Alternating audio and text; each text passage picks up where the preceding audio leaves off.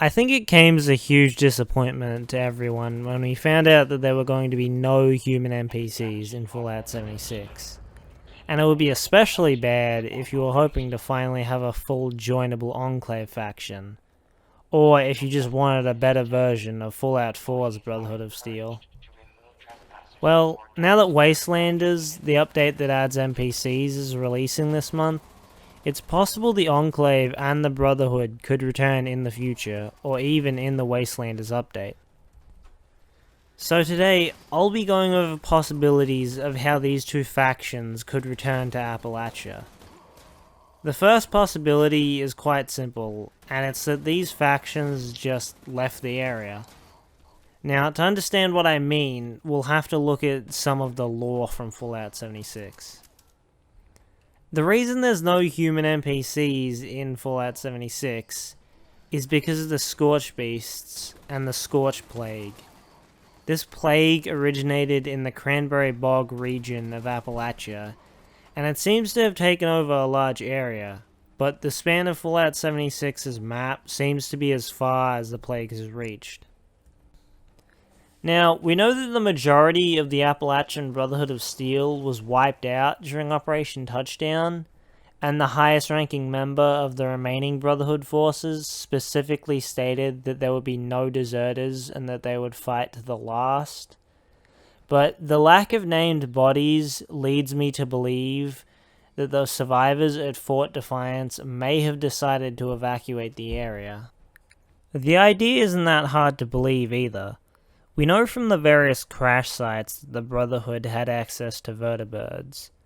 There's even one that looks operational on a rooftop in Watoga, and the last message from any Brotherhood member was that the power to Fort Defiance was failing, so it would make sense for the remainder of the Brotherhood to use a vertibird to leave the area, and possibly head for the nearest military base to hunker down and plan their next move. And if this was what they actually did, then they most likely wouldn't go on the attack again since the Scorch took over the entire area where Fallout 76 takes place. They would most likely stay where they are and prepare to defend their position if the Scorched advanced further. Then when the region starts being settled again in the Wastelanders update and they realize the Scorched are gone, the remainder of the Brotherhood might decide to come back to Fort Defiance. Now for the Enclave. So if you didn't know, everyone who was in the White Springs bunker supposedly died after an explosion in the weapons lab released poisonous gas into the ventilation system. We know from various terminal entries that the Enclave did have scouts that operated outside of the bunker as well as personnel working at external sites. Because everyone in the White Springs bunker died, supposedly, if these scouts and external personnel were left without leadership, they would most likely head for the nearest military facility that could act as a base of operations. Hell, they might even bump into the Brotherhood. It would be interesting to see a faction from the combination of the remnants of the Appalachian Brotherhood of Steel and the Enclave. The next possibility is that some of the people new to Appalachia in the Wastelanders update may be affiliated with one of these factions. For the Brotherhood, this is pretty simple. Even if there are no chapters of the Brotherhood near Appalachia that would start settling in the area, it's quite possible that any former soldiers may begin the Brotherhood again in Appalachia. After all, the Brotherhood is more of an ideology, a code for living by, so it's not hard to believe that it may return through its ideals alone, or rather the people who choose to follow those ideals. I mean, look at the cult of the Mothman. They returned, and they would have to be much more confined to Appalachia because the Mothman's an Appalachian monster. But what I've talked about just now doesn't really apply to the Enclave. The only way they can really survive is through the people who are part of the Enclave already. So the way that the Enclave could return in Wastelanders, apart from if there are survivors from the White Springs bunker, is really just if there's any Enclave personnel from around the country who may be cut off from command.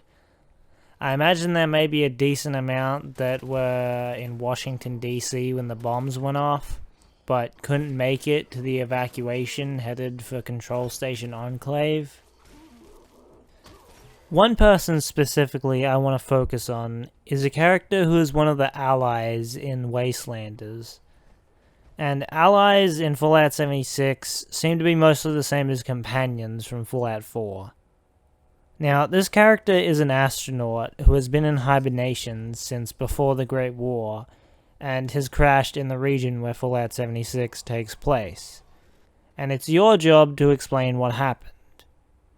I believe that this person could be a member of the Enclave, and the relationship with them may even be a lot like the relationship you could have with Veronica in New Vegas, in the way that you meet them and you don't know of their affiliations, but after they've traveled with you for some time and they trust you more, they reveal their affiliation. Anyway, I'll probably make another video going more in depth with the new character.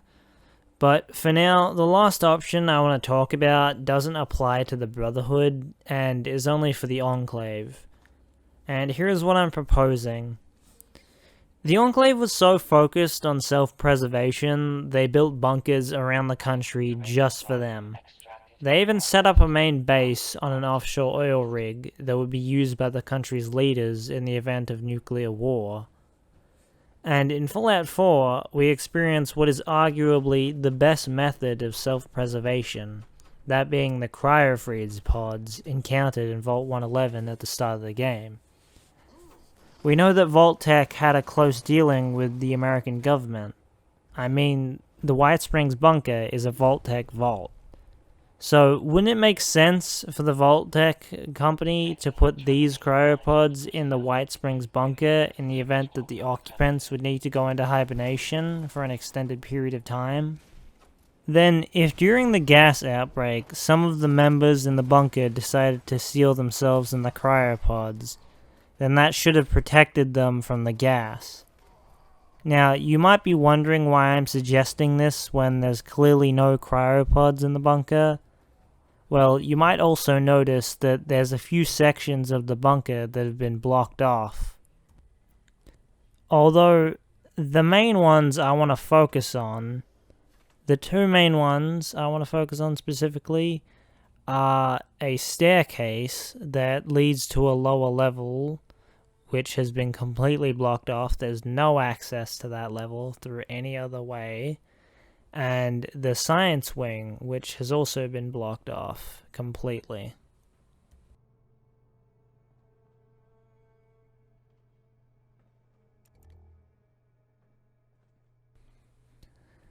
This lower level doesn't even appear on the diagram in the communications area. Although, I'm not sure how accurate that diagram is. So, what do you think? Is that some super secret area in the bunker, or is it just a casualty of Bethesda's unwillingness to draw a map of a place that they haven't finished? But, back to the cryopods. If they are in a place that can't be accessed at the moment, maybe they will be accessible in the future. And Wasteland is set in the future. So, I guess we'll see what happens.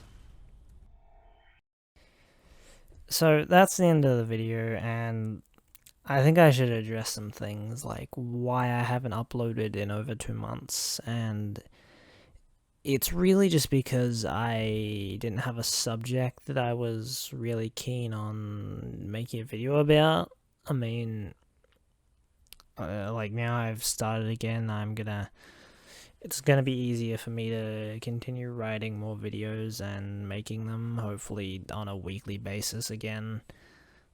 But yeah, I mean, it should be a lot easier now too, because I've actually started using Premiere Pro instead of I was using I think Windows Movie Maker, whatever it's called. It was absolutely terrible.